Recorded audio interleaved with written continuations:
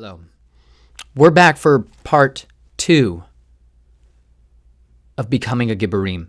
If you tuned in last week, I talked about a little bit of the philosophy of what this is going to be for, but it's all about how to become someone who is mighty and valiant and who lives their life with such radical devotion to what they believe in that it genuinely, you become a game changer, because you in a single moment could become the very individual that changes the course of history for the lives of the people around you or the people that you are strategically dropped into for just such a time as this, because you were born for such a time as this. And I believe you need to be equipped to do so. And I believe there's no better source of learning that than these things. Yes, knives and Bibles. I'm going to talk all kinds of talk about why you need to know about them, why you need to learn how to use the bad tools that you used to do. Or no, not necessarily the bad tools, just the tools you used to use for bad things. Yes, thug life, right? Come on. There's a lot of you out there who've done some not so nice things out there, and you need to learn how to do something good with that. There's a lot of you who are perfect custom catered weapons to turn around and go dismantle organizations that you once used to be a part of. You become their worst nightmare because you bring hope and joy and forgiveness and mercy and love and the name above all names into the very heart of despair. So this is going to be a continuity of that. We're going to jump back in. I paused the last one a little bit early on because I got winded and I got distracted, as I'm prone to do. Because when I talk about these, I always think about this, and then I think about metals, and then I think about armor, and then I think about how to make armor. And don't you want to melt down metal that you find around your property or that you pray for and God just leads you to, that you could build a super sweet armor system? That's how I think. And I think the Bible thinks like that because they wrote it down, and there were guys like this who lived a long time ago who also still live today and who want to make swords and knives and feel like we should make more knives and swords than we should make guns. I'm not down on firearms. I'm just down on the practical limitations that are never talked about. Like, I can't really make one easily out of anything I find. It's just not, I don't have any of that stuff. But I always have chunks of metal around because they're awesome and they're fun, and so should you. And we should talk about that and why it's all over the scripture. So, needless to say, this is part 2. I hope you enjoy it. If you do, come back because there will be more, basically every day. You can count on it.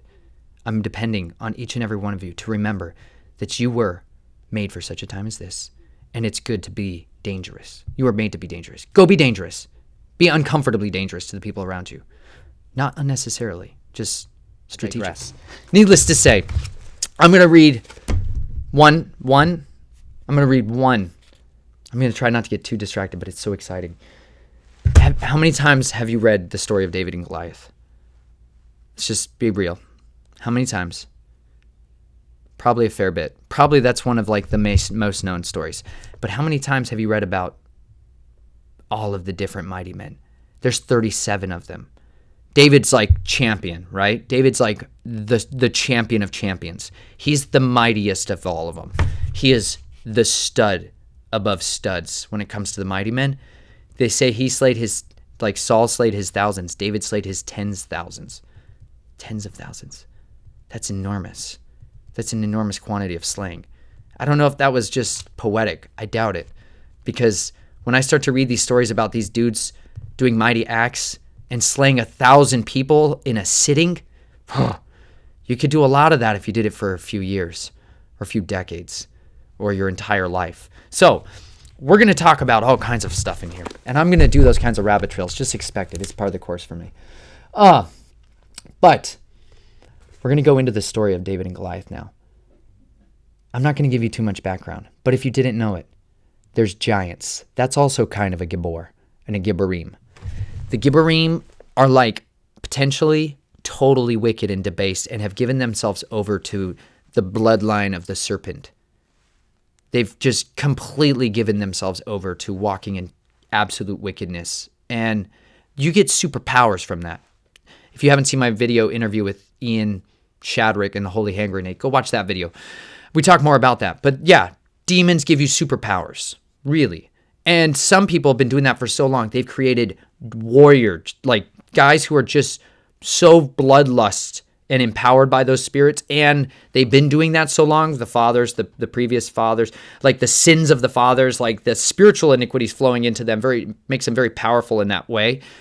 And they just physically watched everybody else do it or were trained in it religiously, continually from the moment that they were born. Because of that, they're serious guys to be reckoned with. They are mighty men, right? These are definitely the big bad hoss on the battlefield. And we definitely still have those guys out there. And they're formidable humans. And they're not always the most humanly thing you're going to encounter, actually. We're dealing with oftentimes, different bloodlines that are not entirely just fleshly and manly. If you didn't know that, it's also biblical. Go read Genesis 6 today. That's some homework for you. Because there's these angels that came down and rebelled and left their former estate, who had sex with women and created an offspring of giants and hybrids, right? This is where all the Greeks get their mythos for the sons of the Titans, right? Kronos, Jupiter, Zeus. You start dealing with the Titans being some of those first generations, and then there's different generations of these hybrids that were born and carried on, and there's bloodlines of serpents, literally, that infected mankind. This is why the flood was really critically important. But because of that, there's these generations or bloodline families that are seriously not normal. Back then, it was a lot more physically manifested through what would make someone advantageous for their kingdom, which was definitely height, stature. Literally, when you're a warrior and you fight with hand-to-hand tools, like we're going to read about here, David has a hand tool that he is going to start to use right about in just a moment. He's carried that most of his days, we reckon, because he was a shepherd. And I've met real shepherd boys in Afghanistan, and they're children. They're almost never men, like even a little bit. They're children. So he's slinging stones with that thing like a hoss, man. Incredible. I watched a child in Afghanistan sling a stone and hit a bird. A bird.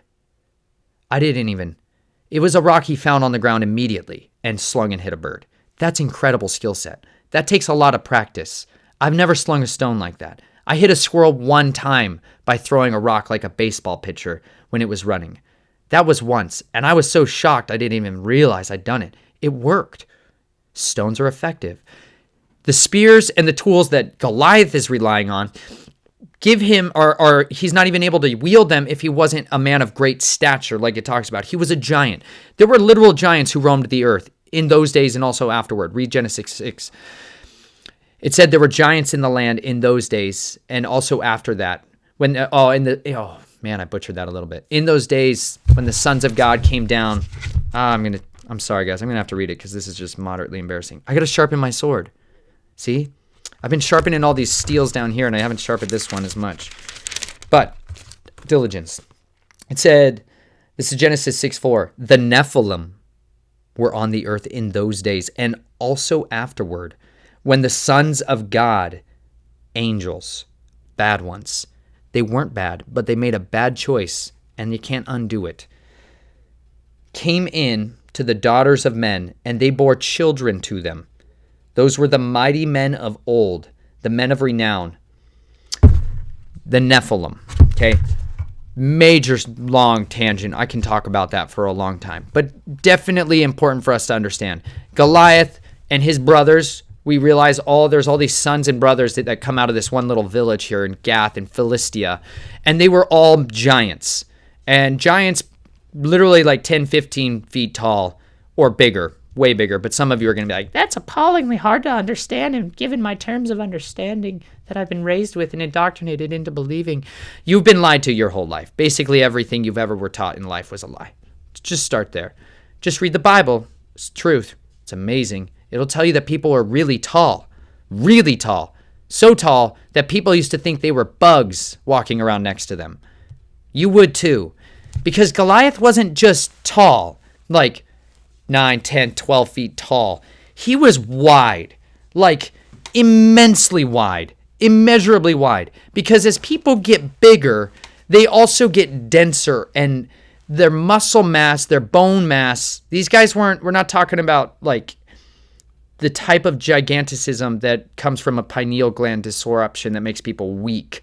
and giant. We're talking about dudes that are so yoked, potentially gals, but mostly dudes that were so yoked, they were just walking like hyper massive bull muscle, pit bull rage, no neck meat, roid rage, big, and they get wide, immensely wide. Because of that, they're way up tall. They have 6 fingers and 6 toes, which gives them a wider stance when they plant their foot on the ground. So they can actually torque more and they can plant wider and more stable with all that weight. It makes them incredible fortress when they just physically stand, just standing. And guess what? Fundamentals of battle. Stand. Stand, therefore. It says it like 5 times in Ephesians 6 for a reason. Stand. Stand. Do not be ensnared. Because if you sweep the legs, man, it's pretty much game over, bro. If you go down, you're generally going to die. Almost always with rapidity. Going down off your feet is basically the one thing you can't do, especially given medieval in this time, ancient battles, where everybody's about to do hand-to-hand combat or some kind of version of it that we try to think about and imagine in our minds. Either way, you had to stay standing. That was predominant rule number 1. The sixth finger on Goliath's hands, what that really did, or maybe it was here, I've never personally met a human that had this 6th digit in this configuration to look at. But when he held a spear or a sword, that gave him more leverage. And leverage is everything when you're using hand tools. When you're using hand-to-hand combat, leverage is pretty much the rule number 1 for holding onto your weapon. And if you need to hold onto that spear because you're going to swing it through another human or a horse or an ox cart, whatever it was that he could put his spear through, which I reckon was an incredible amount of things. His spearhead was estimated to be 27 pounds. That's insane. I have a spear. It's in some of my pictures. I'll show it. We're going to do some spearcraft. I have a spear that's about 2 pounds. Most spearheads are between 1 to maybe 3 pounds. Almost always 1 to 2 is most spearheads, always. A couple of pounds at the most. Every bit of Goliath's kit, his armor, his spear, his sword, all of it, every bit of it that he has listed here, there's 6 pieces, I believe, of armor that he has listed here. Every bit of it is about 10 times the weight of a normal human could ever use. This guy was 10 times the capacity of warfare that the average warrior that was about to face him had. So his armor weighed almost 200 pounds of brass. 200 pounds of brass. Just strap your big bro buddy, just strap him to your body. Find a 200 pounder. I'm sure you guys can reach around the corner and find one without any challenges. 200 pounds of armor. Most guys who on their loadout on their kit, just with their armor, like I was trained with plates that were ceramic. They were big, puffy, level 4 plates, they call it. That's a rating for the ability that it has to withstand rounds that come in at different velocities or caliber. Anyways, it was like, I don't know, 13 pounds-ish. It was in the 13 to 20 pounds kind of category. There's different size plates that are out there and different types of materials that they're all made from. We'll get into that when we get into armor more. But some of those are like dinner plates, ceramic almost. Special version of it. Super overpriced version of it. But basically dinner plates that you strap to your chest. And they're very strong but very brittle. So if they take a hit, they break. And then they can't take more hits. Goliath, his armor was... I want to make sure. I want to say bronze. I always thought it was bronze, but I've read some translations that said brass. I'm pretty certain it's bronze. Bronze is an alloy of copper and tin. Always generally below like 13% tin. You always kept closer to like 10, 9, in this lower double-digit region. But that made an alloy that was stronger than just copper by itself because copper does not hold an edge superbly well. But it's very effective for different reasons. His armor was literally some of the hardest material that they had available to them. And it was more than likely almost like a scale armor that would have proceeded from a neckline. You generally put it at a neckline because this guy's so massive, he can maintain so much weight onto his body, about 10 times the armor he could. So he would have had an armor that was like an armored car around your entire body, like a snakeskin. And you can do that with almost like a dragon scaling or a fish scaling armor, these individual pieces. And you can look up some beautiful examples of that. that they've recovered. Iberians were another people class that had some kind of this fish scaling armor. It's a really effective armor for maintaining flexibility, or a version of flexibility, but maintaining a lot of dexterity, because you plan on moving a lot while working, whatever that task may be. But that interlocking armor made him basically from neckline, coat down around all the way to his waist, or down probably like shrouds to his knee level, like a skirt. It would have very likely covered him from neck to his knees. And then it said he had greaves on, and greaves were these shin guards. Super important, because if he's that much taller than us, you just generally go for the feet. Like the Achilles heel, you know how we talk about that? That's been teaching all of us how to kill giants forever. They really do have an Achilles heel. And it's their roots beneath and their fruit from above. If you read Numbers, the Bible tells you how to destroy them. It's true. But their feet have this weakness of having tendons that you definitely need in order to actuate those giant feet that you have. Those were major targets. So they had greaves that came up to cover and enclose the shin, front and back. You can look up different examples of the Greeks. There's some really nice bronze versions of these greaves that they found in Greece and Macedonia that are just beautiful. And they covered all the way down to your foot line at the base of your Achilles heel, and then wrapped up behind it. Incredible. That is some of the armor that he had. A helmet on as well. But then his javelin, this 27-pound javelin, and a sword. Okay, the sword, it doesn't tell us the specific weight, but if we can base a scalability factor here, for all of his tools were about 10 times the weight of an average man. Most swords are between 2.5 to like 4.5 pounds. That's generally broad, given all of the history of man talk on swords and women talk on swords. There's been a lot of sword life. There's thousands of years of variance on that, but it's generally a couple of pounds, folks, because that's generally about what we can wield effectively to move through the air. It's just how we're wired. So his sword was likely in the 23, 25, maybe even 30, 35 pound category, potentially 40, 45 pounds, which is just an unbelievable amount of weight to sling around. And if you got that thing moving with some momentum, now you're talking like a helicopter's front tip swinging through the air. Just think about that. The blade on a helicopter or a propeller. I always think of propeller blades. I think of guys taking a propeller blade off and then just fighting wars with that. And that's just tremendous to think about, especially when you're just scything through people. It's amazing. I don't mean it like that. Just understand, it is for the art of war. It's amazing. Maybe he's sawing through watermelons, just a massive quantity. Someday you'll beat those swords into prune shears. That's the goal at the end. But until that day, he doesn't tell us to beat our swords down yet. So Goliath and David are about to have a showdown. David, very likely wearing wool. I sure hope so. I imagine he's a shepherd. He's wearing wool, right? I believe I can confidently defend that position. I may be reading that into the text. But shepherds almost always only ever wear wool. They get it all the time, in plenty, in abounding plenty. So I reckon he's laying up there, wool, armor loadout for David today, wool. Great choice. It's efficient for getting sweaty and hot and not stinking later. Because you know what? David plans on not having to necessarily battle Goliath when he woke up that morning. He just planned on going on a long journey to deliver cheese. Some of you guys are cheese delivery men. I love you. You're some of the best humans I've ever known. You bring treasures from the lands beyond my understanding. I've eaten a tremendous amount of cheese, so I thank you, cheese bearers. David was bringing cheese and some yummy bits. Bakery goods, another wonderful, pleasant thing in life, baked goods. David's got baked goods and cheese in his kit, and a sling, and very likely his staff. I can't know that for certain, but you generally have a staff, and it's true. It's good to have a staff. If you put a spear on the end of it, then you have a spear. It's amazing. So if you just carry a staff all the time, you're getting trained.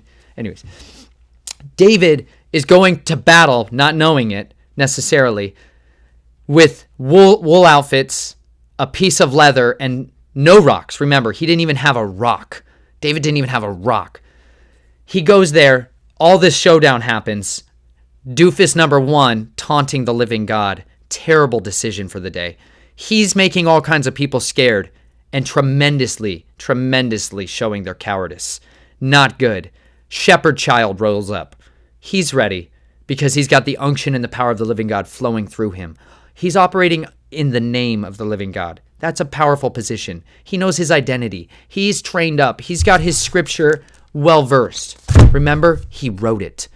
So he knows exactly what he's about to get into, almost a little bit, because he's just always basically ready.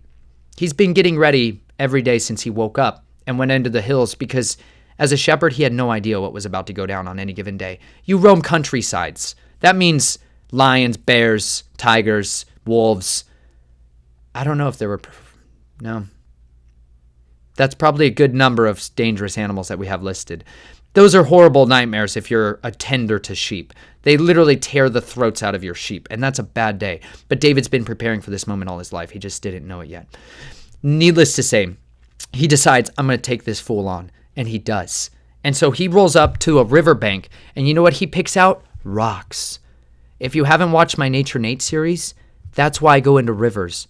Because if I'm ever going to need it, I'm just going to find a good rock, and that's going to work just fine, right? The best things you ever need. The rocks will literally cry out in worship because we've been silent too long. And I think they do. I think the rocks actually cry out. So I use rocks as testimonies because people are too silent.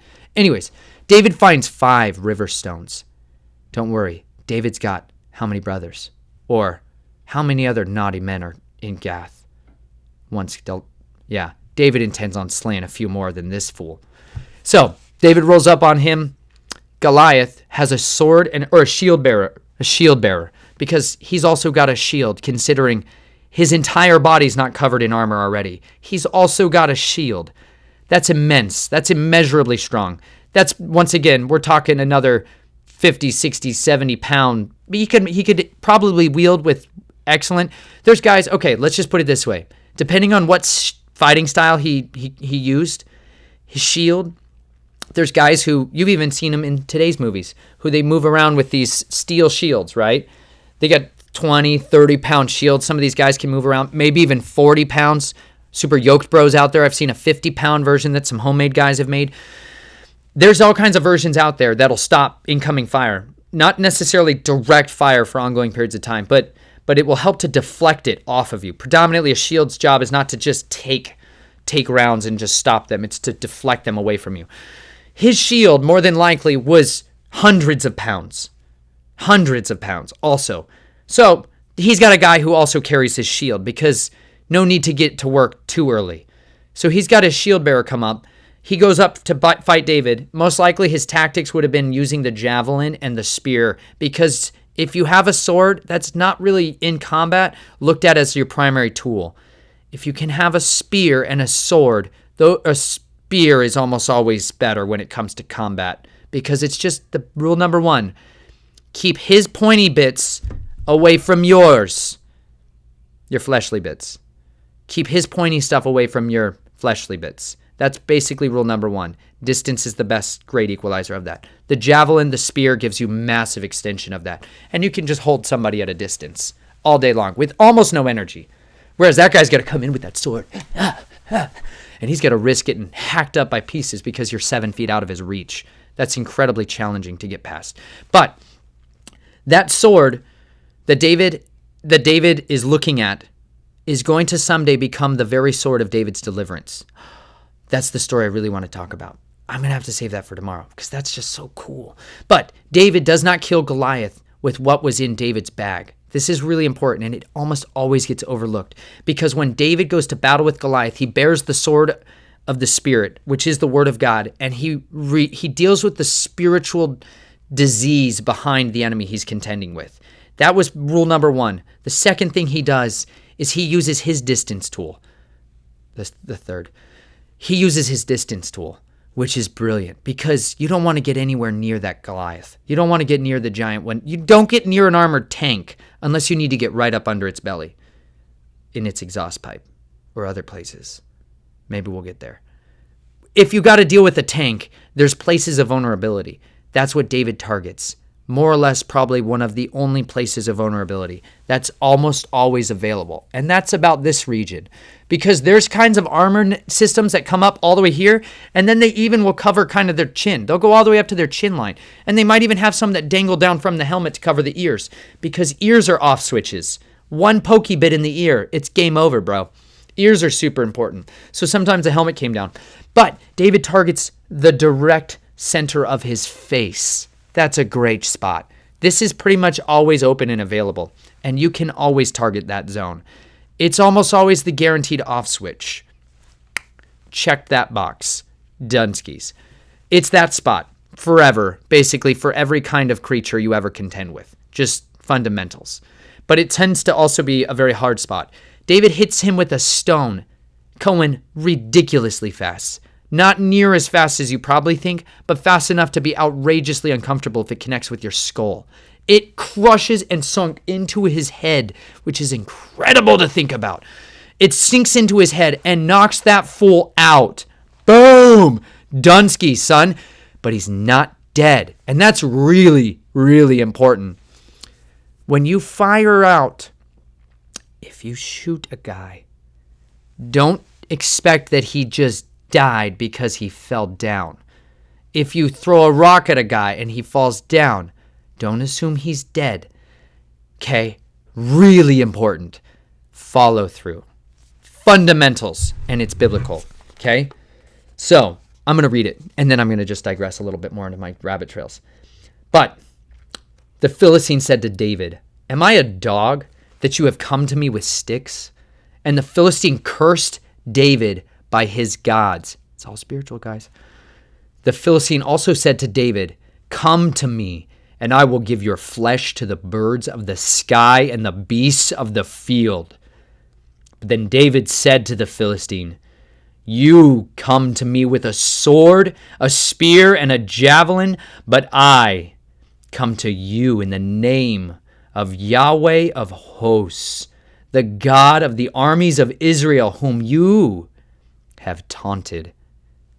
Don't taunt him. "This day Yahweh will deliver you up into my hands, and I will strike you down and remove your head from you. And I will give the dead bodies of the army of the Philistines this day to the birds of the sky and the wild beasts of the earth, that all the earth may know that there is a God in Israel. And all that this assembly may know that Yahweh does not deliver by sword or by spear, for the battle is Yahweh's, and he will give you into our hands." Oh, then it happened. Man, dude, these fighting words, right? You should memorize this. This is the best story you could ever tell your son or your daughter or your best friend that you haven't seen in 6 months because you're quarantined. Come on, learn scripture. This is epic, right? Then it happened. Oh, this is great. Then it happened when the Philistine rose, the giant, armor-bearing tank walking, rose, meaning he may have been sitting this whole time. I never thought about that. He may have been sitting because his armor is so genuinely heavy. It's real. There were some guys that sat until they got ready to fight because it's exhausting. It's the guys who carry the miniguns in the movies these days that you think is practical and ever going to happen. You're not. You need an exoskeleton suit and transhumanism. Yeah, then you can carry it. What could go wrong? Be a hybrid. Never enter the kingdom. Anyways. Then it happened when the Philistine rose and came and drew near to meet David, that David ran quickly toward the battle line to meet the giant. And David put his hand into his bag and took from it a stone and slung it. And it struck the Philistine on his forehead. And the stone sank into his forehead so that he fell on his face to the ground. Thus David prevailed over the Philistine with a sling and a stone. And he struck the Philistine and killed him. But there was no sword in David's hands. Because remember, he showed up in wool. Then David ran and stood over the Philistine and took his sword and drew it out of its sheath. Sheath talk. And he killed him and cut off his head with it. When the Philistines saw that their champion was dead, they fled. Come on. First of all, it also said sheath and sword, which is why you need a good sheath for your sword. Fundamentals. The Bible has everything you've ever needed to know right in there. Let's just think about that moment for real. He threw a stone, sinks the guy in the forehead, off button. He falls on his face. David does a body check real quick, runs right over immediately because there's no time like the present when you're in a hand-to-hand situation. And the present should always be in your advantage. And when it's not, you're going to lose. So seize the moment. David immediately runs up on him, takes his sword out of his holster, his sheath, because you have to keep a giant sword in a sheath. Otherwise, it's liable to cut your hand off or your leg. Remember, David takes the sword out of it and then cuts the giant, the hybrid, Goliath's head off. That's really important. These guys very likely had the ability to heal themselves. Look up Rephaim and what Rapha means and how they're kind of the undead reborn. It's real. There's been a lot of these dudes that don't necessarily just die from a flesh wound, even the loss of like their limb. So if you're going to commit to it, finish it all the way through. And I love David's follow through here.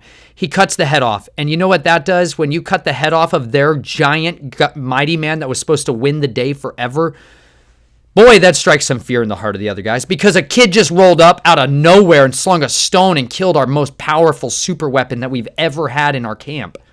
Yikes, bro. Let's run from that guy. And they did. And then they died. And their bodies were going to be eaten by the ravens that day. This story's amazing. There's so many stories like this, and I'm going to read them and talk to you about them, because if you don't know them, you need to read them and memorize them. So then when you learn how to make these, because we're going to talk about how to make these, possibly from pieces of metal that we have lying around our house. This one came from a truck spring that was lying around some guy's shop in Canada. And now it's a knife. And now, come on, it needs a sheath. I've got to make a sheath for it. I'll get there. But anyways, there are so many stories like this in the scripture where you can learn battlefield tactics and practical tactics that will be with you the rest of your life. Because David right here does something that nobody really talks about in this story. David not only kills the guy with his own sword, that's incredible, disarms the super tank, and then uses it to destroy him with it. David then cuts the head off, but then David keeps the sword, because he should have kept the sword. It also says he kept the head, which those are all fundamentally important. It's good to keep the head away from the body, really, practically speaking here. Keep the head far away from the body, as far away as you can reasonably keep it. It's an odd thing what these things can do. So I highly recommend, if you're going to consider hunting giants with more than the sword of the Spirit, because if they can be redeemed, they ought to be redeemed. But if they can't, due haste provides that you delimb and scatter them away. It's important. We'll talk about that maybe never, but some of you maybe. We'll see how bad it gets out there and how many creatures of the pit do come out. Well, anyways, David keeps that sword with him, and he keeps the head of Goliath with him. And I really believe that David hid that head under Golgotha, the place, this hill of the skull, where our Messiah was the most powerful man who ever lived, was the mightiest of all mighty men, and demonstrated his absolute, eternal, perfect warrior capabilities. Because from Genesis 3, the first prophecy that was ever spoken, when this sneaky dragon and this wicked serpent ruined things by his beguiling garbage that he did there, it was wicked and evil, and it just set everything up in motion. But in Genesis 3:15, it said a prophecy was spoken that the seed of the woman would crush the head of that serpent. That serpent would bite his heel, but that the Messiah, the promised, the prophesied Redeemer, would crush his head. And I believe he did that on Golgotha, on the head of Goliath, that he actually crushed the head there. And it's super important to know that, because when he comes back the next time, he's going to split the mountains when his feet touch down. That's going to be a scary place to be. It's the valley of blood, y'all. You don't want to be there. You don't want to be one of the hybridized, deceived, beguiled ones there. That's the worst place to be, because next time he comes back with a sword that is so sharp, it cuts the entire earth basically down. I want to learn about that sword because it sounds efficient and it found so much sharper than anything I've used today. But that being said, I hope you guys have all taken some good lessons out of this and expect that there's going to be some more as we go forward to learn about what David did with that sword and how that sword became the same sword of his deliverance going forward into the wilderness, which is where the land of persecution always leads all of us, is into the wilderness. You're all going to go in the wilderness sooner or later, and it's time you should probably prepare now for doing that and prepare those around you for doing that. We'll teach you how to smuggle Bibles, use all kinds of knives, why you need a knife library. I haven't mentioned that yet, but we're going to need to talk about knife libraries and why you need one. And then we're going to also talk about holsters, because I skipped over holsters, and sheaths are clearly in the Bible, and it's biblical for me to talk about sheaths. And I'm going to see if I can't get my sheath making material back, because this was one of my last ones I made, and it was just the best. Look at that. Isn't that pretty? It's pretty. It's beautiful. It has a slight curve, just like my body does. It's amazing. And it's from a beautiful, beautiful custom knife my wife gave me. This is made by a guy named Marcos. Look him up on Etsy. I highly recommend his tools. I've carried one. I've trusted my life to it. You can trust your life always to this, but sometimes to this, because it's nice to cut meat and fruit, because I'm hungry every single day.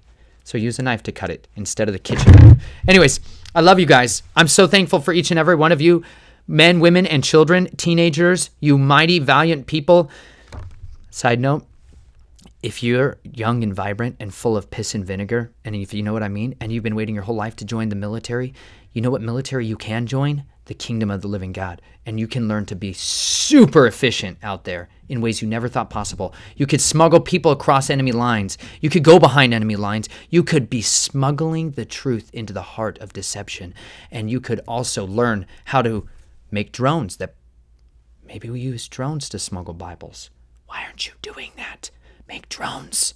Wait, we do have drones. They're reasonably affordable, and we can make them go so fast that they are undetectable to radar because they're made out of plastic. Anyways, drones for smuggling Bibles. There's going to be so many other things we can talk about here. I digress. I love you guys. Be vigilant. I hope you are steadfast to your calling. Be safe out there. And by that, I mean live as dangerously as possible every single moment of your life, because the days are evil and you were born for such a time as this. Be vigilant, always. I'll catch you on the next time.